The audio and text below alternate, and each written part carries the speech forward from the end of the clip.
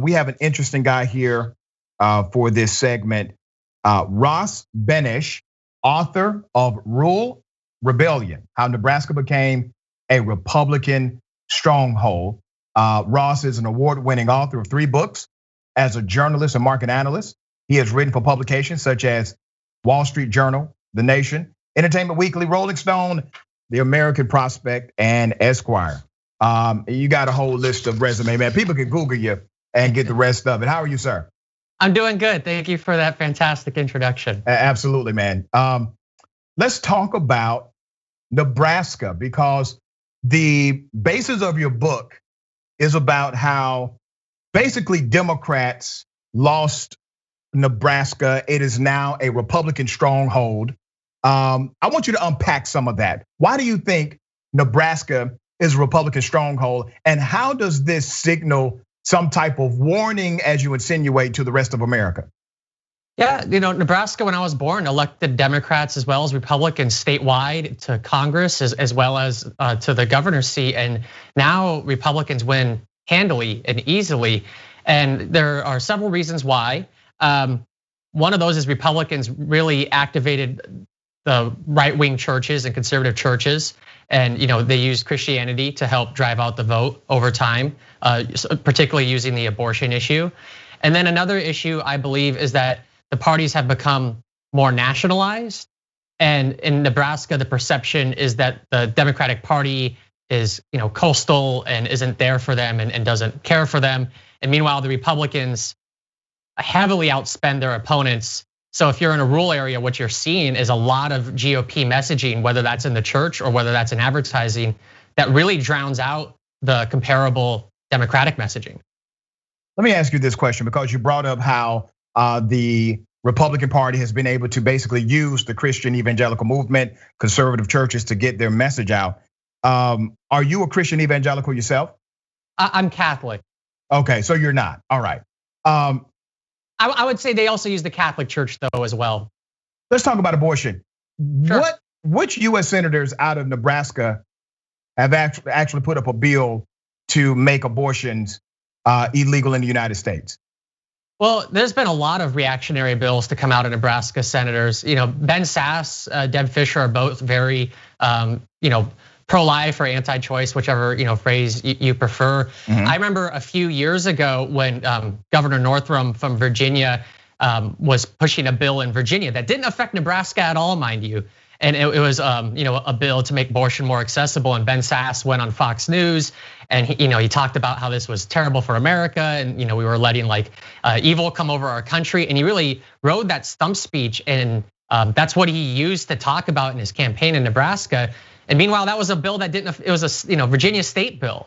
So that's just like the type of tactics you see, is they'll use an abortion controversy halfway across the country to anger people and turn out the vote in the middle of the country. Yeah, I agree with you, man. It seems quite ridiculous, but it is a methodology that is utilized consistently, and it's fear mongering, because none of them are going to do a damn thing about abortion. We know that. Oh yeah, Republicans had Congress and the Supreme Court and the presidency. They did absolutely nothing, right? They did absolutely nothing, and they're not going to do anything. But here's what I found really interesting, because when you look at the data, you actually have your sharpest decline nationally in abortion rates when you have a Democratic president in the White House. That gives you your largest national decline of abortion rates in the country when you have a Democrat occupying the White House. But I blame Democrats for not messaging that properly and being able to get that out and become a counterbalance to what Republicans spew about abortions.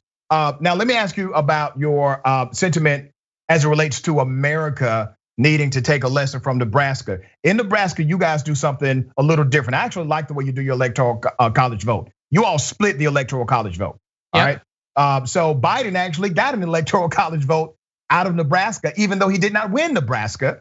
And I think President Obama also got an electoral college vote out of Nebraska because of that same split. I believe it was Congressional District 2. Yep, where Omaha is.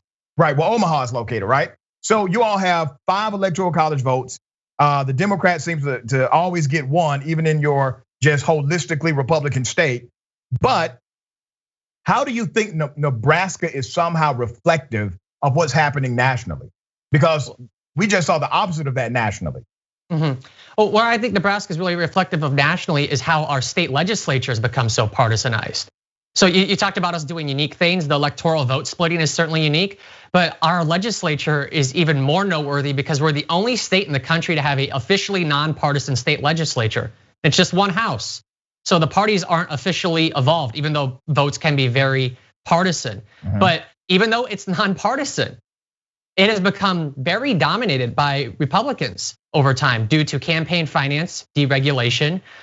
We have a billionaire, we have a governor from a family worth billions who is very vindictive against people who vote against him. And we introduced term limits about 20 years ago that drove out some of the long-standing senators who had experience. And so the parties, especially the Republican Party, became more active in replacing people. So when you look at the local level at the state house and you see some of the legislation Republicans have tried to push there and how partisanized Nebraska's legislature has become, I believe that's very reflective of what's happening nationally with the GOP dominating most state houses. Ross, you're a brilliant guy. What are your takeaways from the research you've done and what Democrats should do or what they have failed to do to counter what's happening in Nebraska? I think something that Democrats haven't done a good job of in the past is explaining how government already benefits people. In Nebraska, and I felt this growing up in a small town, we would use the term big government as if it was like a pejorative. Something's big government means we didn't like it, and it had this like nasty attitude, and we would throw any liberal policy away because we would say, oh, that's big government, we don't want it. But big government is, ag subsidies that help power the state. It's the great education system that our state has, our public education system. There's so many ways that, I'm not even talking about introducing new legislation. I'm saying existing things in Nebraska that are already great are made possible by the government. And we could do more of that and do more great things through the government.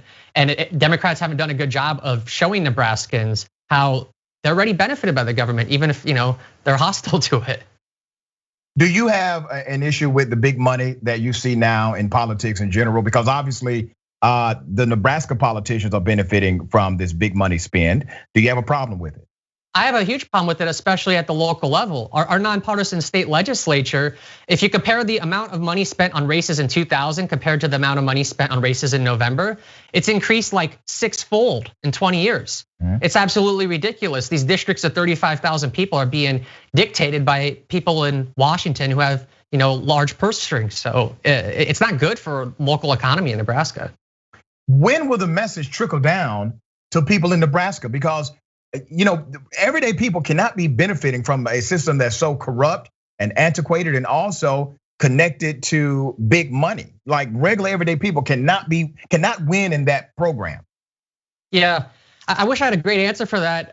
The only thing I can say that gives me hope is seeing people work together on ballot initiatives where they've been able to pass some progressive legislation like increasing minimum wage and expanding Medicaid, even though many of those voters are Republicans who wouldn't vote for candidates who do those same things.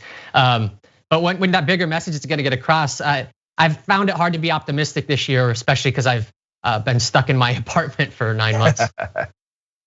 Well, brother, we appreciate all that you continue to do, man. How can folks follow you on social media?